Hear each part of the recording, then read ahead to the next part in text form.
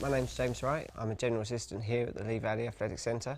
I deal with all the kids coaching and the academy and the Star Track, which is various schemes for young athletes aged 8 to 14 in the neighbouring area. If I can pass some skills, even if they're on the basic level, that start these kids off on their journey through athletics, then I've done my job. I basically trained here to start off with, and then applied for a job because it was more convenient for me.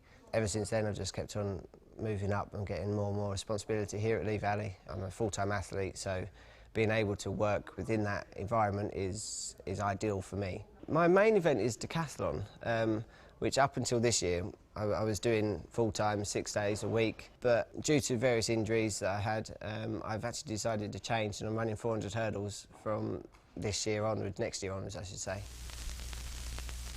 When you put a lot of time and effort into being committed into a sport, the moment you get an injury, it's hard to come back from it. And it's been a tough season, but I'm sure by the end of it I'll come out of the whole season and the whole experience a much better athlete just from having that experience. My passion for sport has always been there. My athletics come to the forefront when my cousin actually asked me to go down to the track with him because he didn't want to go by himself. I went down at the age of 10 and kind of never left. Big turning points in my life were probably when I gained my first international at the age of 18. I wasn't just playing at the sport anymore, I was actually putting more into it and more commitment into this discipline. You have one competition where you win the national championships at the age of 18 and you're thinking, oh, actually I might be quite good at this. Mental attitude is very much it's at the forefront, I suppose. If you don't have the right mental attitude, you will never make it as a top decathlete because you've got 10 disciplines to master, effectively. And you either thrive on it or you let it knock you down. And I suppose I thrive on it, really, because I've been doing athletics for the last 8 years, always in and out of the top 5 of the UK. So I think it's going well. It puts a strain in all areas of your life, I suppose, because everything is centred around athletics.